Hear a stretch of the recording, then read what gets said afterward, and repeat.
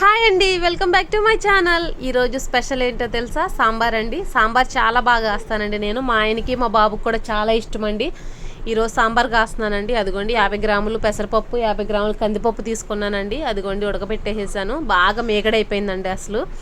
ఇంకా ఉల్లిపాయలు, పచ్చిమిరపకాయలు, టమాటా ముక్కలు, దోసకాయ, ఆనవకాయ, బంగాళదుంప, దొండకాయ, బెండకాయ మొత్తం అన్నీ కట్ చేసేసి పెట్టేసుకున్నానండి. దినుసులు వచ్చేసి జీలకర్ర, తాలింపు దినుసులు, ఎండుమిరపకాయలండి. మెంతులు కూడా తీసుకున్నానండి. మెంతులు కొంచెం వేసుకుంటే టేస్ట్ ఇంకా బాగుంటుంది. చింతపండు పులుసు కూడా పక్కన పెట్టేశానండి. అదిగోండి అల్లం వెల్లుల్లిపాయలండి. చిన్న రోలు మొన్నే కొనుక్కొచ్చానండి. వస్తా బయటికి వెళ్ళానని చెప్పాను కదా, ఇంకా కొనుక్కొచ్చేసేసాను. దాంట్లోనే నూరేస్తాను.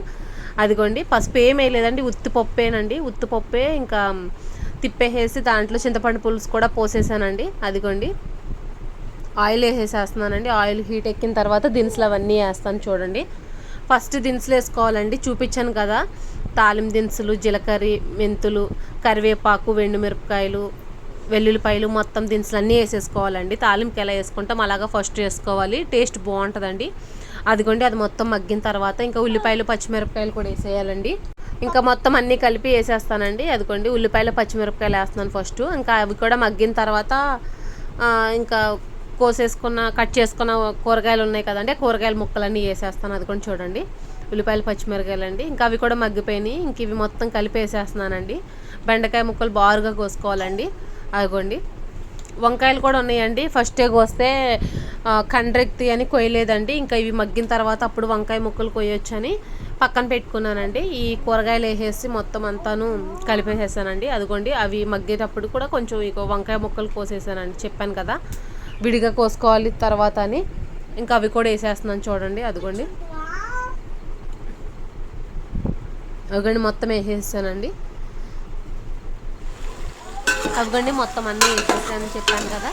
ఇంకా తిప్పుకుంటున్నానండి. అడుగంటకుండా తిప్పుకోవాలండి. బాగాను సిమ్లో పెట్టానండి ఫస్ట్. నేను సిమ్లో పెట్టిన తర్వాత మగ్గిపోతాయి కదా, మగ్గేదాకాను.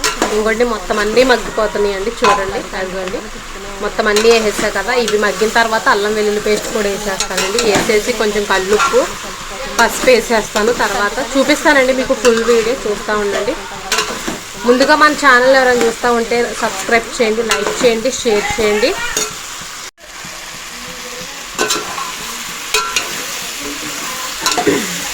ఇదిగోండి మగ్గిపోయింది మొత్తం. ఇంకా అల్లం వెల్లుల్లి పేస్ట్ ఇందాక నూరేసాను కదా, ఇంక ఇది వేసేస్తాను అనమాట.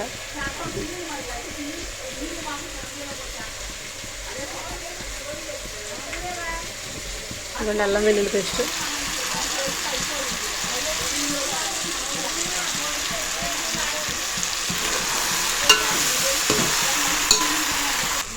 ఇదిగోండి మగ్గిపోయింది. ఇంకా ఇది కూడా పోసేస్తానండి. పోసేసి తిప్పేస్తాను.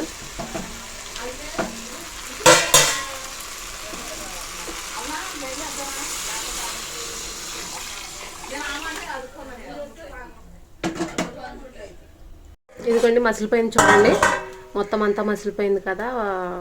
ఇంక ఇప్పుడు వచ్చేసేసి సాల్ట్ కొంచెమును, ఇదిగోండి మసాలా ఇది వేసుకోవాలండి. సాంబార్ పొడి, ఇదిగోండి సాంబార్ పొడి, పసుపు వేసానండి. ఇంకా అలా తెరులుతున్నప్పుడే సాంబార్ పౌడర్ వేసుకోవాలండి.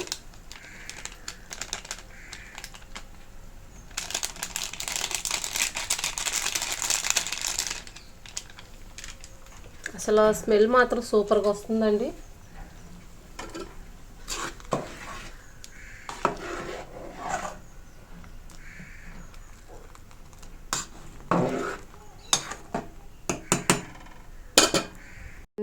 మొత్తం అంతా అయిపోయిందండి, మసిలిపోయిందండి సాంబారు. అసలు టేస్ట్ మాత్రం చాలా బాగుందండి. ఇదిగోండి వేడివేడిగా ఉంది. ఇదిగోండి వీడియో నచ్చితే లైక్ అండ్ సబ్స్క్రైబ్. ఇంకా మంచి మంచి వీడియోలు పెడతా ఉంటానండి. నచ్చితే లైక్ చేయండి, షేర్ చేయండి, సబ్స్క్రైబ్ చేయండి. Bye bye.